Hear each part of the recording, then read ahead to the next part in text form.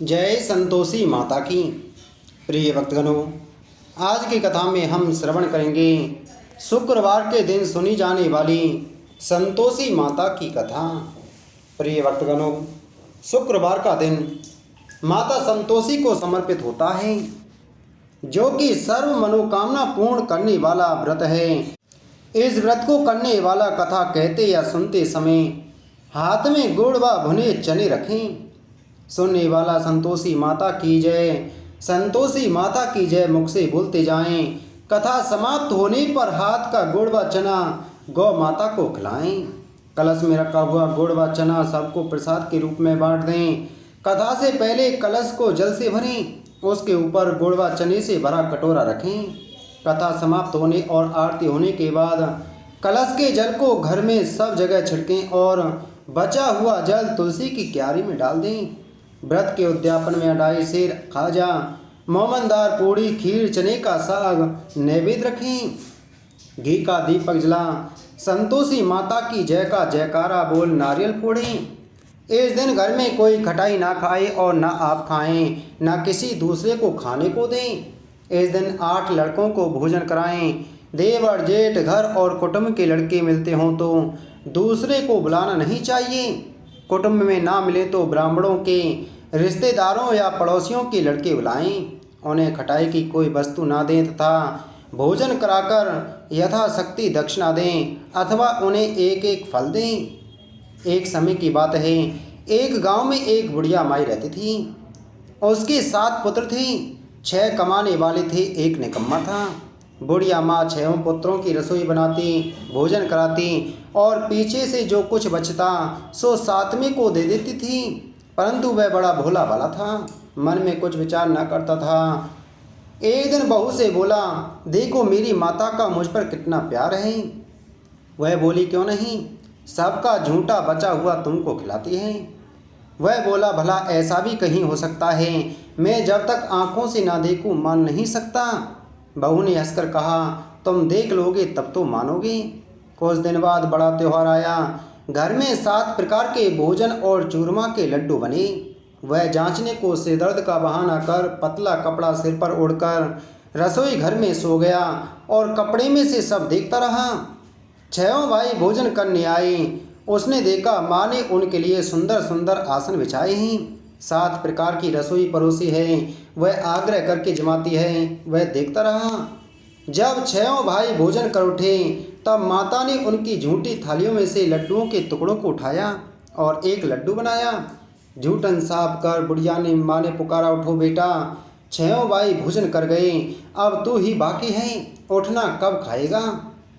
वह कहने लगा, माँ मुझे भोजन नहीं करना, मैं परदेश जा रहा हूँ। माता ने कहा, कल जाता हो तो आज ही जा। वह बोला, हाँ हाँ आज ही जा रहा हूँ। यह कहकर वह घर से निकल गया। चलते समय बहू की याद आई।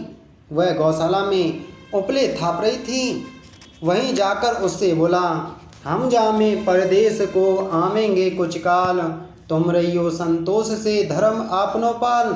वह बोली, जाओ पिया, आनंद से हमरू सोच हटाएं, राम भरोसे हम रहें, ईश्वर तुम्हें सहाय। देख निशानी आपकी, देख धरू में धीर, सुधे हमरी मत विसारियो, रखियो मन गंभीर। वह बोला, मेरे पास तो कुछ नहीं, यह अंगूठी है सो ले और अपनी कुछ निशानी मुझे दें। वह बोली, मेरे पास क्या है, यह गोबर भरा हाथ है। यह कहकर उसकी पीठ में गोबर के हाथ की थाप मार दी। वह चल दिया। चलते चलते दूर देश में पहुंचा। वहां एक साहूकार की दुकान थी। वहां जाकर कहने लगा, भाई मुझे नौकरी पर रख लो। साहूकार को जरूरत थी, बोला, रह जा। लड़के ने पूछा, तनख्वाह क्या दोगे। साहूकार ने कहा, काम देखकर दाम मिलेंगे। साहूकार की नौकरी मिली। वह सवेरे 7 बजे से रात तक नौकरी करने लगा। कुछ दिनों में दुकान का सारा लेन देन, हिसाब किताब, ग्राहकों को माल बेचना, सारा काम करने लगा। साहूकार के 7-8 नौकर थे। वे सब चक्कर खाने लगे कि यह तो बहुत होशियार बन गया है। सेठ ने भी काम देखा और 3 महीने में उसे आधे मुनाफे का साझीदार बना लिया। वह 12 वर्ष में ही नामी सेठ बन गया और मालिक सारा कारोबार उस पर छोड़कर बाहर चला गया। अब बहू पर क्या बीती सो सुनो। सास ससुर उसे दुख देने लगी। सारी गृहस्थी का काम करके उसे लकड़ी लेने जंगल में भेजते। इस बीच घर की रोटियों के आटे से जो भूसी निकलती उसकी रोटी बनाकर रख दी जाती और फूटे नारियल के खोपरे में पानी। इस तरह दिन बीतते रहे। एक दिन वह लकड़ी लेने जा रही थी कि रास्ते में बहुत सी स्त्रियां संतोषी माता का व्रत करती दिखाई दी। वह वहाँ खड़ी हो कथा सुनकर बोली, बहनों, तुम यह किस देवता का व्रत करती हो और इसके करने से क्या फल मिलता है? इस व्रत के करने की क्या विधि है? यदि तुम अपने व्रत का विधान मुझे समझाकर कहोगी तो मैं तुम्हारा एहसान मानूंगी। तब उनमें से एक स्त्री बोली, सुनो, यह संतोषी माता का व्रत है। इसके करने से निर्धनता दरिद्रता का नाश होता है और लक्ष्मी आती है। मन की चिंताएं दूर होती हैं। घर में सुख होने से मन को प्रसन्नता और शांति मिलती है। निपुत्र को पुत्र मिलता है। प्रीतम बार हो तो जल्दी आता है। कुंवारी कन्या को मनपसंद वर मिले। राजद्वार में बहुत दिनों से मुकदमा चलता हो तो खत्म हो जाए। सब तरह सुख शांति हो। घर में धन जमा हो। पैसा जायदाद का लाभ हो। रोग दूर हो जाए तथा और जो कुछ मन में कामना हो वे सब इस संतोषी माता की कृपा से पूरी हो जाएं। इसमें संदेह नहीं है। वह पूछने लगी, यह व्रत कैसे किया जाए? यह भी बताओ तो बड़ी कृपा होगी। स्त्री कहने लगी, 1.25 रुपये का गुड़ व चना लेना। इच्छा हो तो 5.25 रुपये का लेना या 11.25 रुपये का भी सहूलियत अनुसार लेना। बिना परेशानी श्रद्धा और प्रेम से जितना बन सके सवाया लेना। हर शुक्रवार को निराहार रहकर कथा कहना सुनना। इसके बीच क्रम टूटे नहीं। लगातार नियम पालन करना। सुनने वाला कोई ना मिले तो घी का दीपक जला उसके आगे जल के पात्र को रखकर कथा कहना, परंतु नियम न टूटे। जब तक कार्य सिद्ध ना हो नियम पालन करना और कार्य सिद्ध हो जाने पर ही व्रत का उद्यापन करना। 3 मास में माता फल पूरा करती हैं। यदि किसी के खोटे ग्रह हों तो भी माता 1 वर्ष में अवश्य कार्य को सिद्ध करती हैं। कार्य सिद्ध होने पर ही उद्यापन करना चाहिए, बीच में नहीं। उद्यापन में 2.5 सेर आटे का खाजा और इसी परिमाण से खीर तथा चने का साग करना। 8 लड़कों को भोजन कराना। जहाँ तक मिले देवर जेठ भाई बंधु कुटुंब के लड़के लेना। ना मिले तो रिश्तेदारों और पड़ोसियों के लड़के बुलाना, उन्हें भोजन कराना। यथाशक्ति दक्षिणा दे माता का नियम पूरा करना। उस दिन घर में कोई खटाई ना खाए। यह सुनकर बुढ़िया के लड़के की बहू चल दी। रास्ते में लकड़ी के बोझ को बेच दिया और उन पैसों से गुड़ और चना ले माता के व्रत की तैयारी कर आगे चली और सामने मंदिर देख पूछने लगी, यह मंदिर किसका है? सब कहने लगे, संतोषी माता का मंदिर है। यह सुन माता के मंदिर में जा माता के चरणों में लौटने लगी। दीन होकर विनती करने लगी, माँ, मैं निपट मूर्ख हूँ, व्रत के नियम कुछ नहीं जानती। मैं बहुत दुखी हूँ। हे माता जगत जननी, मेरा दुख दूर कर, मैं तेरी शरण में हूँ। माता को दया आई। एक शुक्रवार बीता के दूसरे शुक्रवार को ही इसके पति का पत्र आया और तीसरे को उसका भेजा हुआ पैसा भी आ पहुँचा। यह देख जेठानी मुँह से कोड़ने लगी, इतने दिनों में पैसा आया, इसमें क्या बड़ाई है? लड़के ताने देने लगे। काकी के पास अब पत्र आने लगे, रुपया आने लगा। अब तो काकी की खातिर बढ़ेगी। अब तो काकी बुलाने से भी नहीं आएगी। बेचारी सरलता से कहती, भैया पत्र आए रुपया आए तो हम सबके लिए अच्छा है। ऐसा कहकर आंखों में आंसू भरकर संतोषी माता के मंदिर में आ मातेश्वरी के चरणों में गिरकर रोने लगी। माँ, मैंने तुमसे रुपया पैसा नहीं मांगा, मुझे पैसों से क्या काम है? मुझे तो अपने सुहाग से काम है। मैं तो अपने स्वामी के दर्शन और सेवा मांगती हूँ। तब माता ने प्रसन्न होकर कहा, जा बेटी, तेरा स्वामी आएगा। यह सुन वह खुशी से बावली हो घर में जा काम करने लगी। अब संतोषी माँ विचार करने लगी कि इस भोली पुत्री से मैंने कह तो दिया कि तेरा पति आएगा, पर आएगा कहाँ से? वह तो स्वप्न में भी इसे याद नहीं करता। उसे याद दिलाने मुझे जाना पड़ेगा। इस तरह माता बुढ़िया के बेटे के पास जा स्वप्न में प्रकट हो कहने लगी, साहूकार के बेटे, सोता है या जागता है? वह बोला, माता, सोता भी नहीं हूँ जागता भी नहीं हूँ, बीच में ही हूँ, कहो क्या आज्ञा है?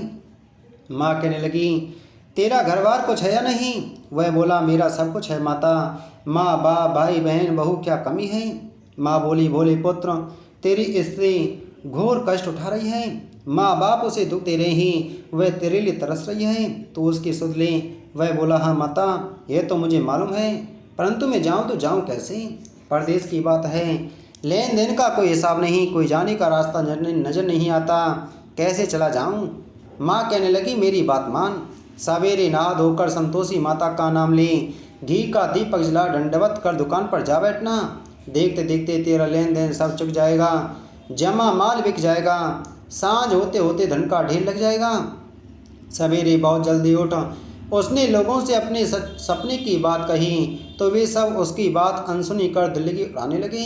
कहीं सपने भी सच होते हैं। एक बूढ़ा बोला, देख भाई मेरी बात मान, इस प्रकार सच झूठ करने के बदले देवता ने जैसा कहा है वैसा ही करने में तेरा क्या जाता है। वह बूढ़े की बात मान स्नान कर संतोषी माँ को दंडवत कर घी का दीपक जला दुकान पर जा बैठा। थोड़ी देर में वह क्या देखता है कि देने वाले रुपया लाए, लेने वाले हिसाब लेने लगे। कोठे में भरे सामानों के खरीदार नगद दाम में सौदा करने लगे। शाम तक धन का ढेर लग गया। माता का चमत्कार देख प्रसन्न हो मन में माता का नाम ले घर ले जाने के वास्ते गहना कपड़ा खरीदने लगा और वहाँ के काम से निपट वह घर को रवाना हुआ। वहाँ बहू बेचारी जंगल में लकड़ियाँ लेने जाती हैं। लौटते वक्त माँ के मंदिर पर विश्राम करती है। वह तो उसका रोजाना रुकने का स्थान था। दूर से धूल उड़ती देख वह माता से पूछती है, हे माता यह धूल कैसे उड़ रही है। माँ कहती है, हे पुत्री तेरा पति आ रहा है, अब तो ऐसा कर लकड़ियों के 3 बोझ बना ले, एक नदी किनारे रख, दूसरा मेरे मंदिर और तीसरा अपने सिर पर रख। तेरे पति को लकड़ी का गट्ठा देखकर मोह पैदा होगा, वह वहाँ रुकेगा, नाश्ता पानी बना खाकर माँ से मिलने जाएगा। तब तू लकड़ियों का बोझ उठाकर घर जाना और बीच चौक में गट्ठा डालकर 3 आवाज़ें जोर से लगाना, लो सासू जी लकड़ियों का गट्ठा लो, भूसी की रोटी दो, नारियल के खोपरे में पानी दो, आज कौन मेहमान आया है। माँ की बात सुन बहू बहुत अच्छा माता कहकर प्रसन्न हो लकड़ियों के 3 गट्ठे ले आई। एक नदी तट पर, एक माता के मंदिर में रखा। इतने में ही एक मुसाफिर आ पहुँचा। सूख की लकड़ी देख उसकी इच्छा हुई कि अब यहीं विश्राम करें और भोजन बना खाकर गांव जाएं। इस प्रकार भोजन बना विश्राम कर वह गांव को गया, सबसे प्रेम से मिला। उसी समय बहू सिर पर लकड़ी का गट्ठा लिए आती है। लकड़ी का भारी बोझ आंगन में डाल जोर से 3 आवाज़ देती है, लो सासू जी लकड़ी का गट्ठा लो, भूसी की रोटी दो, नारियल के खोपड़े में पानी दो, आज कौन मेहमान आया है। यह सुनकर सास बाहर आ अपने दिए हुए कष्टों को बुलाते हुए कहती है, बहू ऐसा क्यों कहती है, तेरा मालिक ही तो आया है, आ बैठ, मीठा भात खा, भोजन कर, कपड़े गहने पहन। इतने में आवाज़ सुन उसका स्वामी बाहर आता है और अंगूठी देख व्याकुल हो माँ से पूछता है, माँ यह कौन है। माँ कहती है, बेटा यह तेरी बहू है, आज 12 वर्ष हो गए, तू जब से गया है तब से सारे गांव में जानवर की तरह भटकती फिरती है, काम काज घर का कुछ करती नहीं, 4 समय आकर खा जाती है। अब तुझे देखकर भूसी की रोटी और नारियल के खोपरे में पानी मांगती है। वह लज्जित हो बोला, ठीक है माँ, मैंने इसे भी देखा है और तुम्हें भी देखा है, अब मुझे दूसरे घर की चाबी दो तो उसमें रहूं। तब माँ बोली, ठीक है बेटा तेरी जैसी मर्जी, कहकर चाबी का गुच्छा पटक दिया। उसने चाबी ली, दूसरे कमरे में जो तीसरी मंजिल के ऊपर था खोलकर सारा सामान जमाया। एक दिन में ही वहाँ राजा के महल जैसा ठाट बाट बन गया। अब क्या था, वे दोनों सुखपूर्वक रहने लगे। इतने में अगला शुक्रवार आया। बहू ने पति से कहा कि मुझे माता का उद्यापन करना है। पति बोला, बहुत अच्छा, खुशी से करो। वह तुरंत ही उद्यापन की तैयारी करने लगी। जेठ के लड़कों को भोजन के लिए कहने गई। उसने मंजूर किया, परंतु पीछे जेठानी अपने बच्चों को सिखलाती हैं, देखो रे भोजन के समय सब लोग खटाई मांगना, जिससे उसका उद्यापन पूरा ना हो। लड़के जीवने आए, खीर पेट भरकर खाई, परंतु याद आते ही कहने लगे, हमें कुछ खटाई दो, खीर खाना हमें भाता नहीं। देखकर अरुचि होती है। बहू कहने लगी, खटाई किसी को नहीं दी जाएगी, यह तो संतोषी माता का प्रसाद है। लड़के तुरंत उठ खड़े हुए, बोले, पैसा लाओ। भोली बहू कुछ जानती नहीं थी, सो उन्हें पैसे दे दिए। लड़के उसी समय जाकर के इमली खाने लगे। यह देख बहू पर संतोषी माता जी ने कोप किया। राजा के दूत उसके पति को पकड़ कर ले गए। जेठ जेठानी मनमानी खोटे वचन कहने लगे। लूट लूट कर धन इकट्ठा कर लाया था, सो राजा के दूत पकड़ कर ले गए। अब सब मालूम पड़ जाएगा जब जेल की हवा खाएगा। बहू से यह वचन सहन नहीं हुए। रोती रोती माता के मंदिर में गई। हे माता, तुमने यह क्या किया। हंसाकर अब क्यों रुलाने लगी। माता बोली, पुत्री तूने उद्यापन करके मेरा व्रत भंग किया है। इतनी सब जल्दी सब बातें बुला दी। वह कहने लगी, माता भूली तो नहीं हूँ, ना कुछ अपराध किया है। मुझे तो लड़कों ने भूल में डाल दिया। मैंने भूल से उन्हें पैसे दे दिए, मुझे क्षमा कर दो माँ। माँ बोली, ऐसी भी कहीं भूल होती है। वह बोली, माँ मुझे माफ़ कर दो, मैं फिर तुम्हारा उद्यापन करूँगी। माँ बोली, अब भूल मत करना। वह बोली, अब ना होगी माँ। अब बतलाओ वो कैसे आएंगी। माँ बोली, जा पुत्री, तेरा पति तुझे रास्ते में ही आता मिलेगा। वह घर को चली, राह में पति आता मिला। उसने पूछा, तुम कहाँ गए थे। तब वह कहने लगा, इतना धन कमाया है, उसका टैक्स राजा ने मांगा था, वह बनने गया था। वह प्रसन्न हो बोली, भला हुआ, अब घर चलो। कुछ दिन बाद फिर शुक्रवार आया। वह बोली, मुझे माता का उद्यापन करना है। पति ने कहा, करो। वह फिर जेठ के लड़कों से भोजन को कहने गई। जेठानी ने तो एक दो बातें सुनाई और लड़कों को सिखा दिया, तुम पहले ही खटाई मांगना। लड़के कहने लगे, हमें खीर खाना नहीं आता, जी बिगड़ता है, कुछ खटाई खाने को देना। वह बोली, खटाई खाने को नहीं दी जाएगी, आना हो तो आओ। वह ब्राह्मणों के लड़कों को ला भोजन कराने लगी। यथाशक्ति दक्षिणा की जगह एक एक फल उन्हें दिया। इससे संतोषी माता प्रसन्न हुई। माता की कृपा होते ही 9वें मास उसको चंद्रमा के समान सुंदर पुत्र प्राप्त हुआ। वह पुत्र को लेकर प्रतिदिन माताजी के मंदिर में जाने लगी। माँ ने सोचा कि यह रोज आती है, आज क्यों ना मैं ही इसके घर चलूं, इसका आसरा देखूं तो सही। यह विचार कर माता ने भयानक रूप बनाया। गुड़ और चने से सना मुख, ऊपर सूंड के समान होठ, उस पर मक्खियाँ भिन भिना रही थीं। दहलीज में पाँव रखते ही उसकी सास चिल्लाई, देखो रे, कोई चुड़ैल डाकिन चली आ रही है, लड़को इसे भगाओ नहीं तो किसी को खा जाएगी। लड़के डरने लगे और चिल्लाकर खिड़की बंद करने लगे। छोटी बहू रोशनदान में से सब देख रही थी। प्रसन्नता से पगली होकर चिल्लाने लगी, आज मेरी माताजी मेरे घर आई हैं। यह कहकर बच्चे को दूध पिलाने से हटाती है। इतने में सास का क्रोध फूट पड़ा। बोली, राण इसे देखकर कैसे उतावली हुई है, जो बच्चे को पटक दिया। इतने में माँ के प्रताप से जहाँ देखो वहीं लड़के ही लड़के नजर आने लगे। वह बोली, माँ जी, मैं जिनका व्रत करती हूँ यह वही संतोषी माता हैं। इतना कह झट से सारे घर के किवाड़ खोल देती है।